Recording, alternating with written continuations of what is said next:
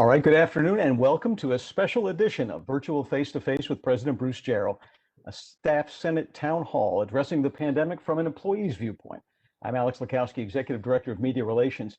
After nearly a full year of telecommuting, UMB employees remain mostly positive about the experience. A recent survey asked questions like, has your productivity changed? Do you have the tools and support you need? And most importantly, would you and how would you like to continue teleworking? Now, see if any of these responses from your colleagues ring true. COVID has increased my workload. I get quality sleep. I have been able to have a better work-life balance. And this one, sometimes it feels as though you are on call and are more apt to answer emails as they come in, whether it's the weekend or evening. But I definitely prefer being at home, with the main advantage being of not having to drive into the city.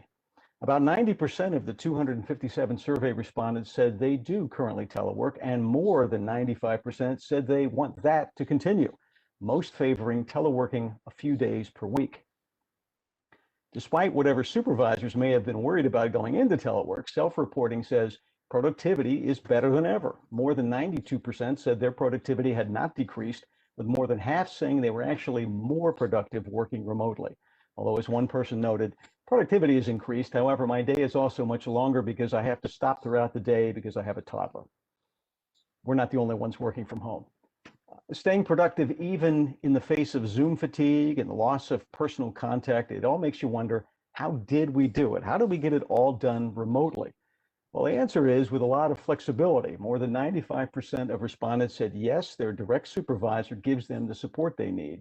And almost 90% of staff said yes, they do have the tools they need to get the job done, despite rapidly retreating to telework last March, if you can remember back that far, with the notion that it would probably be a very temporary situation. More comments from the survey. I have the technology I need to do my job, but do not have dedicated workspace at home. I often have to move rooms throughout the day to have a confidential space. And this one, the internet needs to be upgraded. I'm using my personal phone and that should stop. I need an updated computer. The one I was given temporarily shuts down and runs slow and generally seems to have problems. And there are many comments about ergonomic issues at home, trouble getting office supplies, and pining for a second monitor. It's a nice luxury to have. Actually, the greatest area of concern seems not to be the prospect of continuing telework, but rather of ending it. Now listen to these comments. I will feel safe returning only when a vaccine has been widely distributed. I feel that it will be difficult for students to be socially distant in the classroom. Most of our classrooms are very small. How would compensation be adjusted, as those working from home would not have the same expenses as those still commuting to work? And my favorite one, it would be nice to have a relaxed dress code as we work to lose weight to fit into our clothes again. I think we all understand that one. So how's it all going to work? Telework, returning from telework, just being with colleagues again, and oh yeah, getting everyone vaccinated, assuming they want to be vaccinated. Our panel today has all of the answers, I hope, to your questions. Joining Dr. Jarrell, our Chief Business and Finance Officer, and Vice President Dawn Rhodes, Interim Chief Human Resources Officer Juliet Dickerson, Executive Director of the Office of Emergency Management John Bratt, and UMB Staff Senate Vice President Christina Fenwick. I'm required to tell you that this program is being recorded and will be posted on the University of Maryland Baltimore homepage, umaryland.edu. It wouldn't be a town hall without your questions and comments, so please write them down now in the chat area. Select chat with host, send your message, and listen for your name. When the time comes, I'll unmute you. You don't have to do anything. All you have to do is speak up. With that out of the way, here's your host, UMB President, Dr. Bruce Jarrell. Thank you, Alex, and it's a pleasure to be here. As Alex, I think, mentioned, this does get recorded, and we do need your comments as we go along. So greetings, and I want to thank our panelists for being here with us. You know, in about 20 days, we have our first COVID anniversary. It's been a long year. Of course, some of the nice parts about this is that, of course, we all realize what a terrific team we have here at UMB. And each of you in the audience, as well as many others, have been a critical part to achieving this success. The nice part about being a great team is not only are you getting the job done, but you're thinking several steps ahead to the next steps. And I want to thank the Senate, the Staff Senate in this case, for having this survey that informs us about things we should be thinking about at the central UMB level relative to what does return to campus mean here. And of course, I want to thank them for being out ahead of us, because I will be honest with you that we've been very focused on the SMC Vaccination Center, getting it set up. Quite honestly, we've also been focused on developing an anti-racist UMB. There's a lot to address there, but it is getting time to focus on options to return to campus. But before we get to your questions, I want to share some ideas and expectations, at least the way I'm looking at it right now. Of course, over time, this will get informed by your and other people's opinions. So let me begin by framing this. A year ago, this got framed around safety. We didn't know about this virus. We didn't know how safe it was. We didn't have treatments, vaccines, etc. So when we made decisions, the biggest frame around that was, what do we do to be safe? Now, to frame it today, safety, of course, remains. But there's a lot of confidence that we've learned over the days, and I'll mention a few of them, that say that we can return safely and get on with our many missions. And you all know what those many missions are, including our community. Relative to COVID, there is lots of good news. Our environment is getting better and safer. The presence of disease in Baltimore and the state has been dropping. Protective equipment has been available. Our city and state requirements are relaxing. Hospital admissions are down. I think it's fair to say that we've learned how to protect ourselves from this virus. And a great example of that is not only is COVID under control, but we haven't seen much flu at all. And that says that all of these measures have more than just a COVID benefit. They have other benefits. Another thing we've seen is that the mathematical models that our experts use to predict disease have been highly reliable for us to use. And in fact, our experts have usually been right on target in telling us what to expect. I will tell you that our treatments are getting better. There are antibody treatments if you get early disease that can essentially make the disease go away. And if you have a more serious disease, we've shown that there are a lot of powerful ways to treat that. I will also say that our vaccines now are available, they're powerful, and hopefully they'll become even more available in the next weeks to months. And we have learned an immense amount about these vaccines, and you should feel confident about that. They have a very strong safety record, as strong as any vaccine really that we've seen over the years. There is a wild card in this, and it's called COVID, and you all know that the virus is changing over time, but I have to say that I'm optimistic that one, our current vaccines work, but also that the way these have been developed is a very effective way to keep up with the virus as it evolves. So how do I put all this together? And that's why we're here today. We should start planning to return. There are a lot of parameters to consider, but in general, what I would say is on my mind and on the mind of many others is we should start planning for this now. That planning should envision a slow start over the summer to learn how to do this better. It ought to be in a phased and gradual manner. But by fall, if things go as I would expect them to go, our university will be at a higher density for students, for staff, as well as for faculty. So it is safer than 1 year ago, but you still have to take precautions. So even though we should be ramping up our presence on campus, I think you can assume that masking will remain in place, indoors and outside, that social distancing of some specified distance by our experts, hand washing, and other precautions will still be the order of the day. We will still have to follow any state and city guidelines until it is safe to relax these requirements any further. I think the other thing that you will see is that our policies will evolve, and there won't be this sudden transfer back to the original state.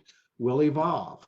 Right now we're in a policy environment where it's been accommodating to COVID. We expect to evolve back in the direction of our original non-COVID policies. We may be very different a year, our policies may be different from the way they were a year ago, but we will learn what works and we will evolve our policies to keep this what I would consider a highly effective environment that's very much considering itself to be a family-friendly location. And teleworking policy will be a good example of that. You have a lot of questions, and our expert panelists will be answering some of those. I think what I would say to you is these models have to be acceptable to all involved. We have to address things about, can you work out of state remotely? Many topics like that, we just haven't put a full decision method in process. Now, we want to follow a decision-making process that is informed.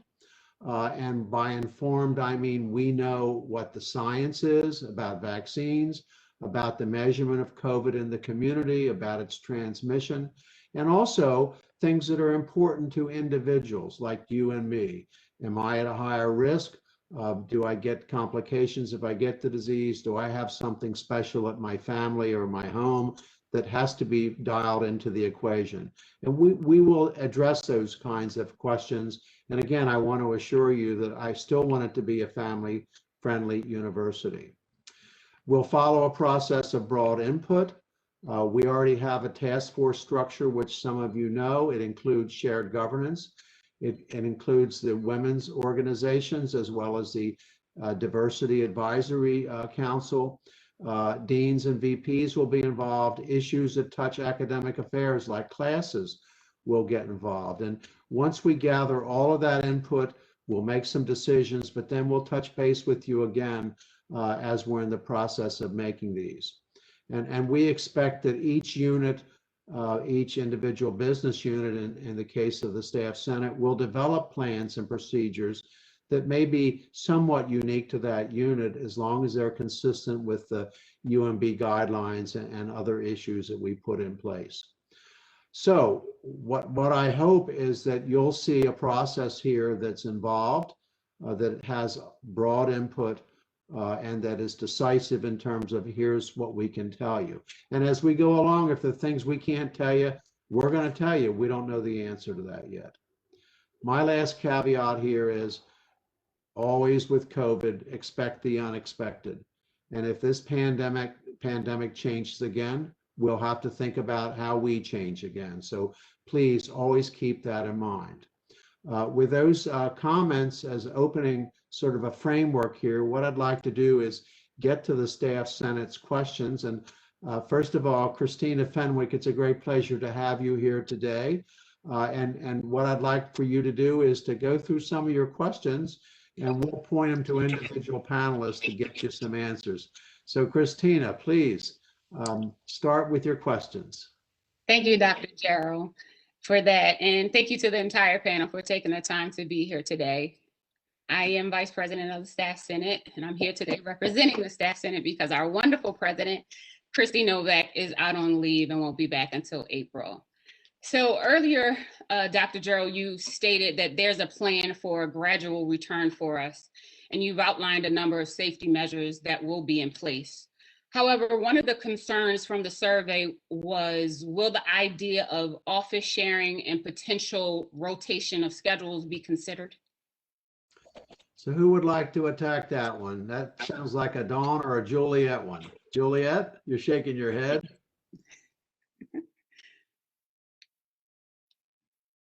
I'll take it. Yeah. So the details of how we bring back the people have not been worked out. We have people currently on campus and we're practicing the social distancing with those spaces. So we'll have to examine based on the guidance in place when we get closer to when we come back, whether it's a good thing to share spaces or not, and what cleaning protocols which should be in place if in fact we do. So it's unfortunately the answer is one of those things that it's evolving and we just haven't gotten to that level of detail in our planning yet. I can also add to that. Yeah. I just wanted to add something to what Dr. Jarrell said earlier, which was the the science is ever evolving when it comes to COVID, and what was true yesterday isn't necessarily true today, which has made planning very difficult. And there's different guidance from different governmental organizations. And we try to meet those expectations, but they change almost on a daily basis these days. So you may have heard that the World Health Organization has a 1 meter recommendation for social or physical distancing, and the CDC still has a 2 meter or 6 foot. And we anticipate that those will change, as many of the guidelines will change. But so we are still working through planning processes as we try to adapt to new and emerging science and research on what COVID means for us in terms of a threat for the future. Juliet, do you want to add anything to this?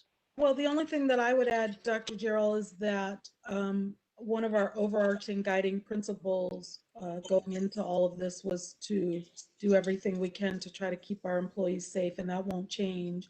And so without having the details and the specifics at this point, that does still remain an overarching guiding principle. Yes. Great. Okay, Christina, how about another one? All right. You also mentioned that employees should expect their supervisors to develop procedures to return to work. How do you envision to making sure that the supervisors are taking childcare and virtual schooling into account towards the decision to returning to campus? Juliet, you want to start with that one? Sure, absolutely. So what I can tell you very broadly is that I'm going to kind of answer the question in the reverse. We've given everything that the campus has been through. We've gotten very few complaints from employees who felt like they couldn't work through what they needed to do to accomplish the management of their jobs and their home life. And so based on that, we are taking the position that supervisors really are, for the very most part, continuing to work with their employees on managing both sides. We fully expect that to continue. And so, everyone's situation is different. It would be impossible to have policies that could address every nuanced situation for every employee, but at a very high level, the amount of effort that we've had to get involved in to either mitigate or mediate those discussions is very little. So we expect that will continue as we move into this next phase. I'm not sure if I answered the question, but that's just information that I want to share. Thank you. Dawn, would you like to add anything to that? I think for the whole campus, key terms that we all need to learn to live by is flexibility and agility. We will be as family friendly as we possibly can. And that's going to require flexibility and agility on everyone's part, because also at the end of the day, we still have to get the business of the university done day in and day out. Great. Thank you. Christina, any follow-up question to that specific thing that we didn't address? No, Dawn answered that and Juliet answered. Thank you. Okay, please go to the next one. Okay, next question. Is the plan to return to campus predicated on most of us being vaccinated? Because most faculty, staff, and students fall in the last phase, phase 3, which is the general population, including healthy adults ages 16 to 64. The state of Maryland is currently still on 1B. Anybody else want to get at that, or do you want me to get that one? I think that's a Dr. Jarrell answer. So Christina, I would answer that without being definitive. And by that, I mean, the more people who are vaccinated, the better it is. There's no debating that. But that's not to say that the only way to have a safe campus is for everyone to be vaccinated. And I think the way the public health people look at this, I find to be a very effective picture. And that is, they show slices of Swiss cheese. And you all know that Swiss cheese has a hole here and a hole there. and scattered around the piece of cheese. And one piece of cheese by itself doesn't prevent a problem. But when you layer them all together, many of these holes completely go away. So I think you should be thinking of a vaccine not as the cure to this, but as an additional measure that will keep it under control and make it more safe to be on this campus. COVID's around for a while. It's not going to go away. And I can tell you, no vaccine is going to be 100%, even with the high coverage that we have today. So I don't believe that it's an expectation that 80 or 90% of the university be vaccinated. I again say the higher the better. But again, vaccination is only going to be one factor in many factors for us to say, you know, it's safe like this, but not like that. So I would have to say it's a judgment call. The other thing I would say to you is, remember, this virus is mutating. And so as it mutates, we have to chase after it. And so our vaccine strategies may evolve as well. And relying on that alone is not going to be a sufficient answer. Now, I hope I haven't danced around your question too much. Do you want to probe any more on that? No, that's fine. Thank you, Dr. Jarrell. Okay. How about another question, Christina? All right. So there's also concern from staff that have or will get vaccinated and are working alongside those who choose not to be vaccinated once, we return back to campus. I know we kind of touched on this a little bit before. Has campus leadership discussed this potential challenge? Well, I think I think it actually reverts back to the Swiss cheese analogy. Okay, and that is that it actually doesn't matter whether the person next to you has been vaccinated or not. You should be taking the same precautions. Do I think it's better that he or she is vaccinated? Yes. Do I think there's a little bit of risk for him or her not being vaccinated to you? Maybe there's a little risk. The risk is actually probably more to them than you. The other thing I would say is what John Bratt said. This is an evolving landscape. The data are beginning to become apparent that if you're vaccinated, you may be less likely to transmit the virus to another individual. So if that ends up being true, then I think that gives you even a stronger response to your question of, you still need to be separated, but this environment is getting safer and safer if that's the situation. John, would you want to add anything to that? No, I would just say that the other point I would make here is that Maryland is in the 1C phase right now. I think earlier it was mentioned that we're in the 1B. We're currently in the 1C phase. And the biggest limitation isn't the phases right now, it's the availability of vaccine.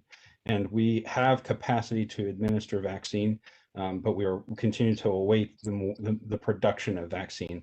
And I think that we will, in the next couple of weeks, have a significant distribution, a bolus of vaccine that will be available. And sometime in the spring, we'll start to see the availability increase to further phases.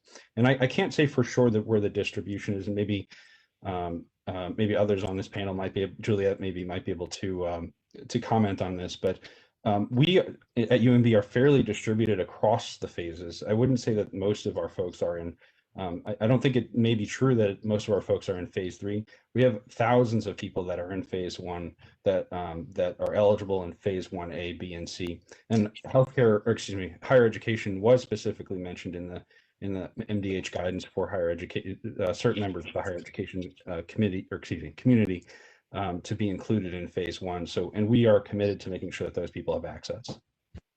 John, what percentage of our university is already vaccinated? We are still collecting the numbers on that. We believe that thousands of people of our community, thousands of individuals in our community have been vaccinated already. We've been lucky that we have had earlier access to the vaccine because of our partnership with the University of Maryland Medical System and the roles that our community play in terms of being frontline healthcare providers or social workers or judiciary staff. So we've been lucky in that we have folks that have had early access.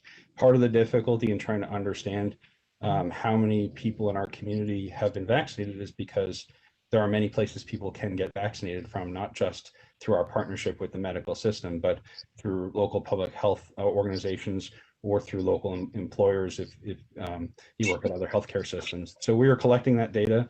We believe that number is in the thousands right now. And we hope to have further refinement of that data here shortly. Maybe Juliet might want to say more. Yeah, no, Don, you got it. Right now, it really is just about supply. And if you see the governor's press conferences at nationwide, it's really just the lack of supply that is the driving factor for having vaccine availability.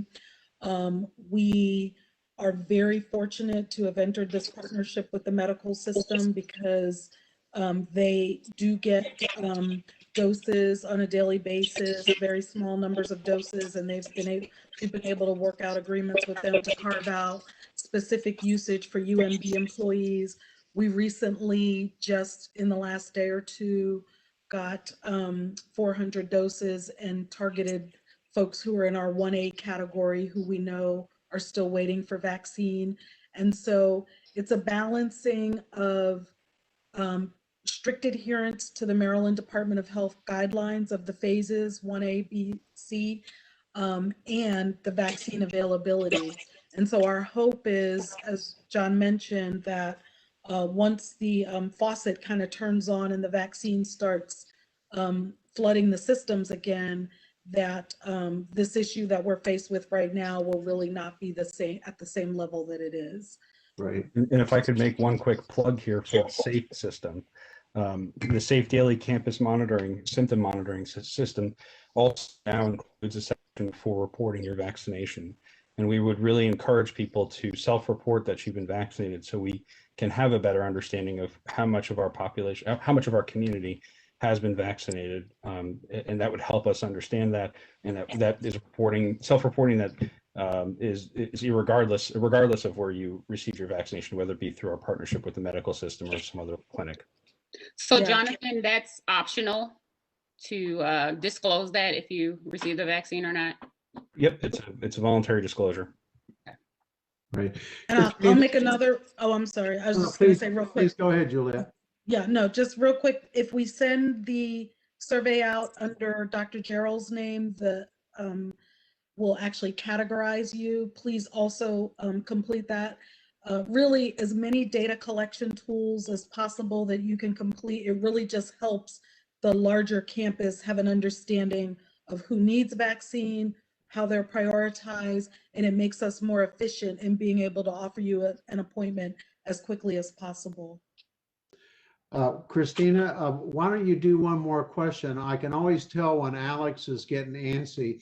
It means that he's got a whole lot of questions. I'm antsy for the people. It's not me. It's for them. Yeah. No, it's Alex. I can always tell it now. It's, Okay. I'm a man of the people. What can I But tell you? Christina, Totally. do you have another good one here, and then maybe we'll go to the audience? I'm actually totally fine with opening it up to the audience. That's what we're here for, so the staff can get their questions asked and answered. Nobody ever gives up airtime, Christina. Don't I'm you? totally fine with that. You would never Okay. make it. You'd never make it in television, Christina. I'm sorry. I'm sorry. I thought you had great promise, but not with that kind of Okay, attitude. Alex, it's all. All right, I will tell you that most of the questions are anonymous, and you'll see why, and that's fine. People have to speak out, and feel free to do that. So we have this one. This person writes, prior to mandatory telework, my institute administration leadership was very strict and honestly not as forward thinking with telework. It was frowned upon from top leadership. Whether or not the office and support staff could telework was completely dependent on who your supervisor was and how strong they advocated for telework with the institute administration. Will there be a telework agreement at the university level that supervisors and staff could sign, review, amend as a template for starting the conversation with your supervisor to telework, even if it's just one day a week? Oh, I love that question. Dawn, do you or Juliet want to get that one first? I'll start and then Juliet can add whatever she wants. So pre-COVID, we had a telework agreement. During the COVID process, we've had a telework agreement. I anticipate that that's a best practice and we will have a telework agreement that is put in place in whatever our telework policy looks like when we return. Again, it goes back to the evolution.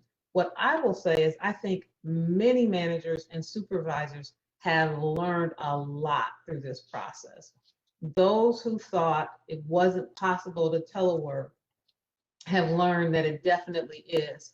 For all of you who remember Joe Evans, he admitted he never wanted to do teleworking in our procurement area. He just didn't, and was so surprised by how well it actually worked when we moved out to the teleworking process. So if Joe can learn, I know a whole bunch of other supervisors can learn from this process. Juliet, go ahead. Yeah, no, I mean, that's it really. We have learned we've gotten successes out of this that would have been unimaginable. There have been challenges that we couldn't anticipate.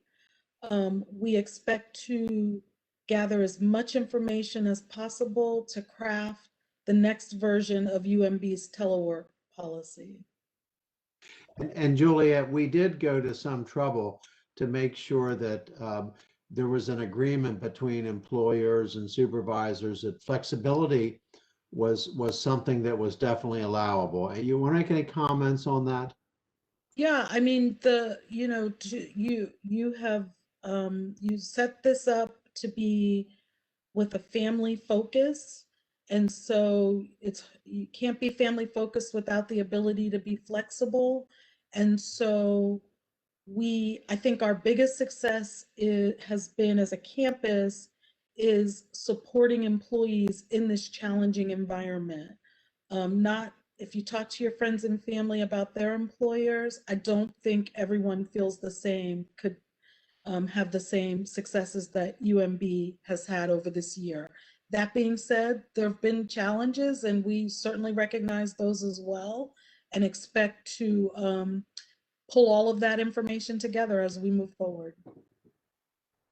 Alex? All right, Christina, one of your fellow staff senators, Sharice Essian, has asked me to ask this question. She says that an employee requested for me to inquire if a decision has been made to offer a voluntary retirement to any that qualify or don't want to return, and if so, how can an employee inquire into this?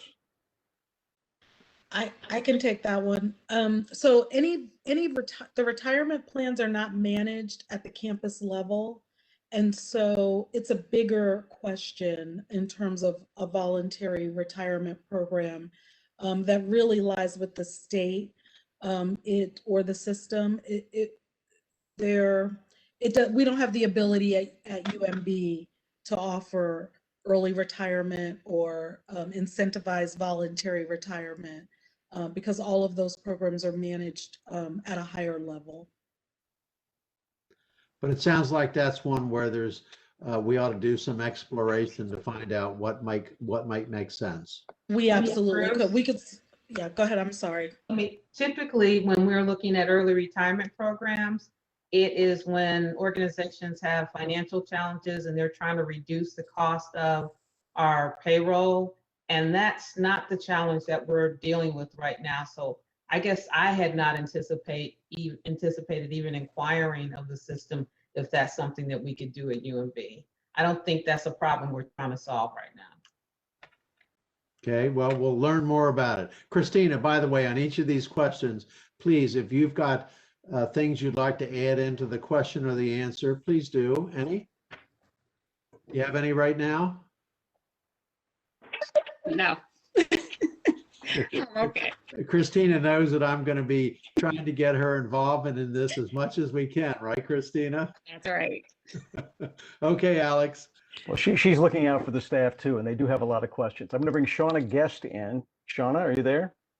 Oh, yes, I'm here. I just have a question Sure. about when we are back in the office, if we go on vacation, will we have to quarantine before returning back to the office? John, you want to answer about the quarantine rules by the state? You're muted, John. I'm laughing because the quarantine rules seem to change every day. Yes. So I would say that it is that we will abide by whatever the quarantine rules are of the state. And we don't take an active role in enforcing quarantine. The university doesn't have an active role in quarantine other than recommending and ensuring that people abide by the state rules of quarantine. I'd have to look up what the current rules for self-quarantine are in the state of Maryland. I do not recall what they are. I think I saw 10 days last evening on the Channel 11 news. That is different from what it used to be. And I would say one thing that is widely available now is testing. And so if you do travel, regardless of whether you quarantine or not, that you should absolutely test if you can while traveling, and before you return home, and test after you return, a couple of days after you return home, just for yourself and for your household and your family, to ensure that you're safe. And that is definitely something that is widely available now, is testing. You can go to the convention center down the street, and there are many appointments available. We're lucky in this state that we set up a very strong testing infrastructure, and it's widely available in Maryland right now. Right. And John, you're talking about travel out of the immediate region. That's correct. Yeah. Christina, anything? I do, actually. So Jonathan, you mentioned that there's appointments available. Is the Student Management Center, is that included? Because I know you can go there before to get appointments. I actually just looked myself because I'll be coming on campus, and nothing was available. It wouldn't even provide for future dates. Sure. We have a partnership with the University of Maryland Immediate Care, which is Dr. Majette, who runs student health. And testing is available through University of Maryland Immediate Care, which is on campus. And they often provide those tests on the first floor of the Southern Management Center, which is, I believe, what you're referring to. And so I would refer you to UMIC and Dr. Majette's office for testing on campus. And sometimes those tests are available in SMC Campus Center, and sometimes those tests are available in his office, depending on the days. But we are set up for that, and we were and have been testing within SMC Campus Center. And it also, as I mentioned, the convention center is right down the street. I plug the convention center because even though we have testing on campus, I have personally been going to the convention center, and I've had very positive experience. Not to say that Dr. Majette's isn't, and that's the one that's actually the closest to where I work almost every day. But the convention center has wide availability, and it's very easy to go through there. And that is a partnership with University of Maryland Baltimore as well. Those tests come back to the university for processing. So we should take pride in both of those operations. Yeah, and the results have been coming back in really very short time. Yeah, less than 12 hours. Yeah, it's unbelievable. Okay, Christina? Okay, thank you. Okay, Alex. All right, Becky Sorrell is next. Becky, this is a great idea. Why don't you talk about your idea? Hi, good afternoon. Becky Sorrell from School of Pharmacy. Can UMB create an online dashboard for both COVID cases and vaccination rates amongst our campus community? That might help ease fears related to returning to campus for people to have a sense of what the incidence is. Anybody? I would. I'll take a first shot at this, answering this question, and that is, so first of all, we should really focus on the community around us. So UMB is integrated into the community around Baltimore City, and its current positivity rate is something like 1.9%. And as you may recall, the World Health Organization really wants us as a community to strive for below 5%. So we're very below the risk tolerance level for community transmission. So our positivity rate remains very low currently. The high, just for comparison, over the winter was about 7%. And so we really want to focus on the community positivity rate because of how integrated we are into the community. I will also mention the struggle in getting positivity rate just for the UMB campus is very difficult. because we're not a public health organization and people have to self-disclose that information to UMB, they have to authorize us to see that information. And we do have some initiatives in place for us to have better access as an institution to that data. For example, we have a partnership with the Maryland Department of Health where we receive that data for students if students allow us to have access to that data. So instead, I personally, and I think that some of the experts on the campus would ask us to focus on our community transmission rate in Baltimore City as a much better metric of what is going on, because we're not a campus in isolation. We're a campus that's part of this local community, and the disease is not a community-based disease. It's not a UMB community-based disease, but it's a worldwide disease. And so we need to measure it based on our impacts and our relationship or our interactions with the community at large. Yeah, and Becky, we've had many discussions about this internally, and the dilemma that we're stuck with is we have such incomplete data that we have no confidence in terms of knowing even what a denominator is for those who have been tested or whatever. So we thought putting out bad data was probably worse than the cure here. So that's why you haven't seen too much of that. Not through lack of discussion, but lack of data. So, all right, Alex. All right, Carvella Hudson, are you there? Yes. Go ahead. Hi. My question was, when the vaccine becomes available to UMB again, can a family member who is finding it hard to get the vaccine elsewhere get the vaccine through UMB in the SMC Center? I'll take that first. So we have been working hard towards our primary goal is to make sure that the people on campus are safe, as we've mentioned before, and to offering the vaccine to those people that are on campus and or align with the guidelines or phases that the Maryland Department of Health has set up for us. UMB do not actually have our own vaccine yet. It's been a partnership with the medical system. We are currently working with Baltimore City Health Department and negotiations to start receiving vaccine to help Baltimore City inoculate the Baltimore City community, which some UMB members are a member of the residents of the Baltimore City community, and that they might overlap in that population that Baltimore City has asked us to help with. We are committed to trying to obtain vaccine for our community, which includes family members, but we just don't have access to it right now. And we can't commit to the availability of what that might look like in the future. But certainly it is something that we want to do. We recognize that family members of households are at risk, particularly of those who are in the high phases, 1A, 1B, and 1C. And we want to make sure that the families of our community are also protected, but we just don't have access to those members at this point. But I would say we'd love to vaccinate as many people as we can. That's sort of where we're coming from here. It's just hard to get a hold of the material and be able to do it in a legitimate state approved manner. Christine, any questions on that one? Okay, Alex. Well, Christina, I think this is Colette Beaulieu has a question that I've heard a lot of times, and I think it's on your list. Colette, are you there? Yes, I'm here. Go ahead. Hi, it's Colette Beaulieu. I'm past president of the Staff Senate. That's okay. I'm sorry, and I know that. I mean, I just don't know why I did that. That's fine. Sorry about that. I'll ask two questions. The one question I wanted to really get the answer on was parking. As a staff member, we've been out since last March, and we've cheerfully paid our parking fees, most of us. And when we did inquire, we were told that because the system is self-supporting, that if people pulled out of the parking system, then obviously people will lose jobs or they wouldn't be able to maintain the buildings, and we get that.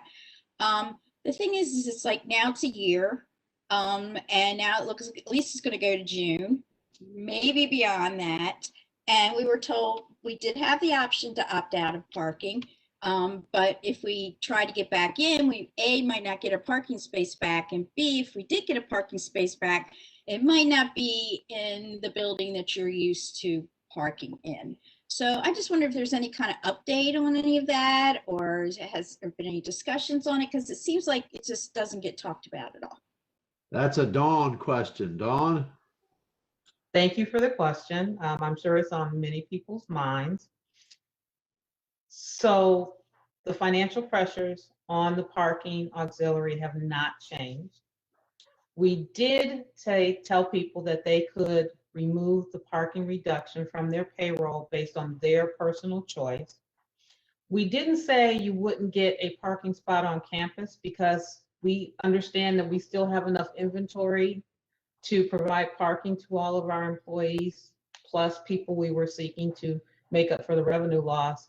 We could not guarantee that you would get your same parking spot back. That part is correct. And that has not changed. The parking operation between last March and we're projecting beginning of March lost $4.4 million. Unfortunately, our parking inventory are mostly garages versus flat lots. You can paint over a flat lot and stripe it, minimal cost, but garages have a lot more components that you have to have upkeep and take care of. And we want to have a good parking system when people return. What I will say is that when we return, we don't know what that looks like yet. And so how we charge for parking and what we do will have to evolve as the university evolves in terms of what we look like when we come back. So again, we thank all of those people who have hung in there with us and continue to pay parking. We truly appreciate that. And you do have the flexibility to reduce, but there's a cost with giving up your parking. We cannot, and we still cannot guarantee that you will get the same spot back. Dawn, maybe give the audience some perspective. So our major problem this way is just parking lots. Imagine if you had 50 dormitories on your campus. What would be the problem there? Oh my gosh. So College Park, for example, has residence halls, and if you have to take a double or a triple unit and only put one person in that residence hall for safety and social distancing, you can imagine the revenue that they would lose. And then tied on to that is typically a dining program, and you're no longer selling those food meal plans to people. So College Park has millions and millions and millions of dollars of challenge in their auxiliary area. So quite frankly, I'm blessed that we're only addressing parking, and we have some issues with the with our housing too, but not to the degree that College Park has. And our campus center has had to return some fees also. So that's created financial challenges for them. Anybody else want to make a comment on that? Christina, do you have any qualifiers on that? Just a question for Dawn. Has the parking department, for lack of a better word, tried to make up for some of the lost funds? And what are those things? Yes, and that's why we're not going to be able to guarantee people positions. So obviously, the medical center is right there as part of our campus, and they had a contract for their employees to park some distance away, and they were running a shuttle service to transport those people from the parking garage to campus. So it is more cost effective for them to park in our garages than to run their off-campus parking in their shuttle services. So we have been talking with them about them contracting with us to have some of our spots as a way to mitigate the revenue loss that we've been experiencing. Okay. Thank you. Alex? We have a lot of questions around the one topic still, which is, who can telework and can I telework and who do I talk to? One person writes, will there be certain groups of employees, will they be allowed to work remotely permanently, maybe one day a week even? He points out many people who have IT roles remain remote and effective. Let's bring in Glenda Randall. Glenda has another question on this topic. Glenda, go ahead. Hi, how are you? I'm Glenda Randall. I work for financial services. I have a question about the possibility of telework, like have a flexible schedule. If my team members will want to have a flexible schedule, meaning teleworking, being allowed to telework 1 or 2 days a week, and if it's up to the supervisor or the department head to allow that permission. And if they want to take it a little bit higher, if the telework status, excuse me, it's not allowed, who can we go to? Because we have been teleworking for about a year now, and it's like the department, it's been teleworking with great success. So there will be not an evident reason to not allow an employee to have a flexible schedule. So let me start and then Juliet can finish. I think we don't know the long-term ramifications of teleworking on team cohesiveness, on, I don't know, any number of things. You find those things out over time.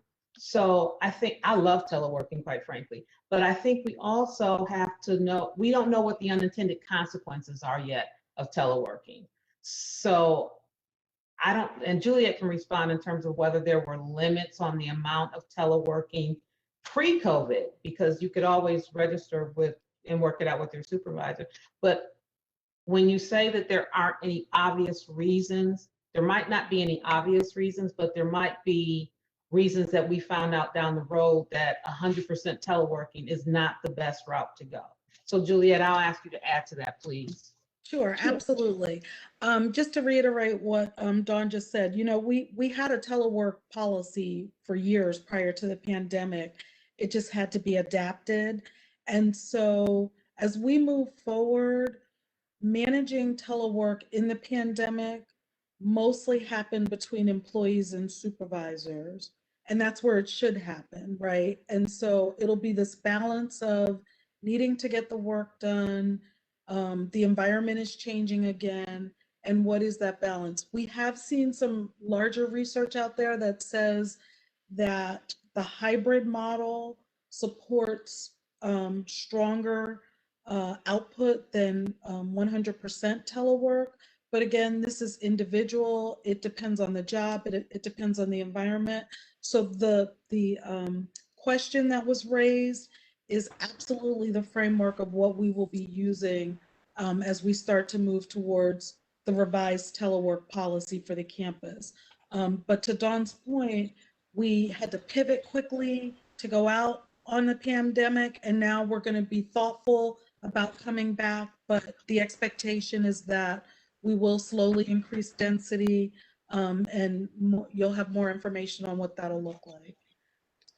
Christina, anything to add to that? Yes, so one of the things that was presented to the Staff Senate, it was a major concern that the decision to continue to telework, whether it be hybrid, whatever, was that it was solely left up to the supervisor. So the question, as that young lady just kind of posed, can it be, as you said, Juliet, you know, other factors that go into play? We all have been teleworking this long, so can it not be solely based on how the supervisor feels? Because Dawn, as you said, Joe Evans, I'm sorry, he's for it now, but there are some, people who are like, no, this is, even though we've been doing it for over almost a year now, it's like, if we get back, we're going back. Yeah, absolutely. Yeah, we would absolutely want them to give us a call so that we can help. We would want to assist in that regard. Absolutely.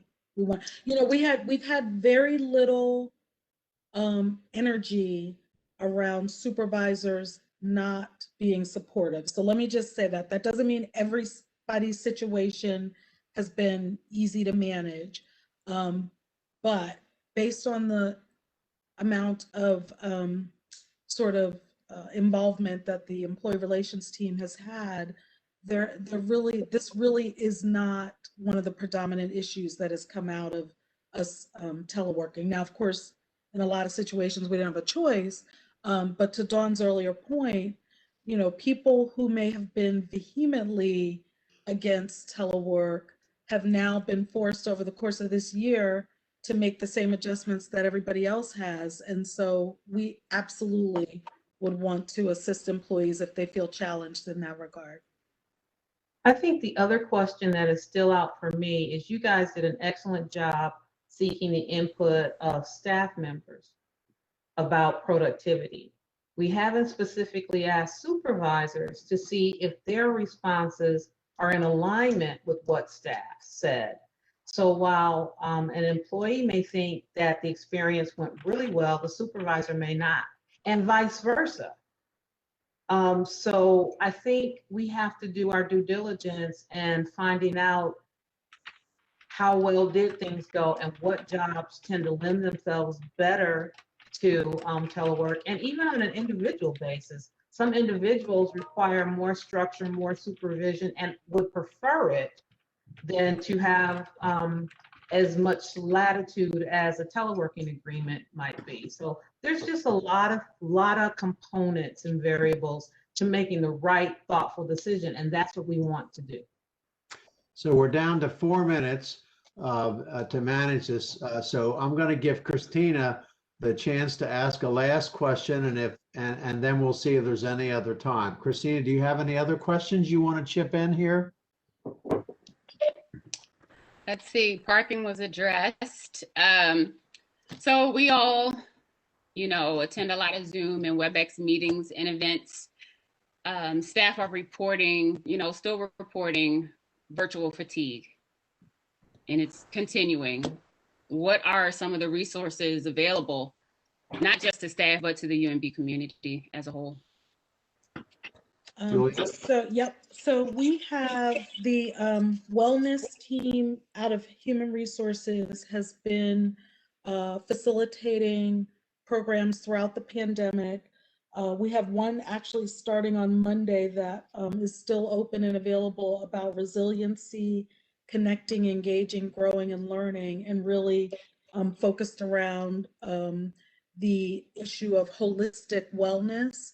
And so I would strongly encourage employees to evaluate where they are. If they need help, we have an EAP service that's free to employees.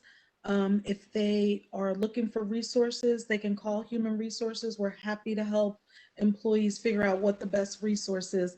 There's no one-stop answer for this because my definition of burnout is different than your definition of burnout. But if you feel like you are personally struggling, there are resources available, and Human Resources can get you connected. Can I also add, start with your supervisor, because often it's the workload you have or the back-to-back meetings that lead to this. So I would strongly start with your supervisor. And even last night, a bunch of us were still on email at 8 o'clock, just reminding each other, it's time to stop, go have a life. So reminding your colleagues that there does come an end to the day. I think that's also a good tool to use. Yeah, I have to tell you, Dawn told me to behave last night. Okay. Of course, she's the night owl and I'm the early guy, so it didn't make sense to me. But Alex, do you have one very brief question left? Well, I'll just say that we have a lot of questions all around one topic, which is testing. There's still uncertainty. Do I have to be tested coming back? One person mentioned she's going to Mexico for her son's wedding. What do I have to report? So it's still unclear to people, what they have to do to get tested and whether and why we're getting tested. I mean, I'm sorry I can't open your mic, Susan. Susan McKechnie writes about, we're not closed for spring break. Why do we have to be tested? So everybody is anxious about how much testing and what they should be doing. I don't know if there's something, maybe John, you can tell us about that. John? On my end, you were broken up. Can you ask the question one more time? I don't think I can. About testing. People are still very uncertain about whether they should get tested. What's the quarantine time? Are we going to have to all be tested before we come back? What's going on with testing? Absolutely. So as I mentioned, testing is widely available. And while we were on the call, I looked up just to make sure I remembered what the guidance was. The state's guidance for travel has actually expired, so we wait to see if new guidance pops up. And the UMB guidance for travel for return is to quarantine. It continues to be to self-quarantine until you receive a negative test. We encourage you to test, and as I said, testing is widely available. We did announce guidelines for the spring break. And those guidelines for testing, and those guidelines are that if you are going to be on campus on a UMB owned and operated facility between March 22nd and April 3rd, you need to obtain a COVID-19 test between March 22nd and April 3rd, and then submit that by April 8th. There are some limited exceptions to that rule, and I would ask individuals to take a look at the COVID-19 recovery website, UMB's COVID recovery website, to take a look at what those exceptions might be, or there's also frequently asked questions there as well. But we do want people to get tested around the spring break timeline, because people are traveling, because family members of, even though you as a UMB community member who comes onto campus might not be traveling, your family members may be traveling, you're coming into, we just know that it's a high travel time period, and so we want to go through another round of testing. And we continue to evaluate with the subject matter experts what that the evolution of our testing guidance looks like for the future. So that will probably look different, Yeah. but at this point, that's our guidance. And just because I know we're out of time, but there's something that several people have asked. Are we thinking about what happens when we come back and someone you know in the office has gotten sick? Is everyone going to have to quarantine? That's something you'll have to evaluate and plan for. But just keep that in mind because people are interested. Of course. In it. But we have expertise in employee health and others to try to answer those questions. And Susan, I would simply add one thing to what John said, and that is there have been very, very clear spikes in COVID cases after Labor Day, after Thanksgiving, after Christmas, after any time that people travel. So I think this is in response to that. And maybe it doesn't apply to you individually because you don't travel, but plenty of other people do. So it's a method to try to manage overall the safety of the campus. So with that, I see we're a minute over, and I've now broken another rule that Dawn made me follow of getting done 5 minutes ahead of time. But this has been a wonderful session. Christina, I want to thank you for going to all the trouble of getting these questions together. And I want to invite you to do this again. Obviously, we want input, we want communication, we want to know what's on people's minds, and we want to try to get at these issues because, you know, everybody's new to this disease. And so we have been learning as we go along. That said, it's been a pretty safe campus. And we want to keep it that way as well. So with that, I want to thank you, Christina, especially. I want to thank Dawn, John, and Juliet for being panelists. Very good responses. And Alex, as usual, I'll see you next week. Or 2 weeks. Or 2 weeks. Thank you all.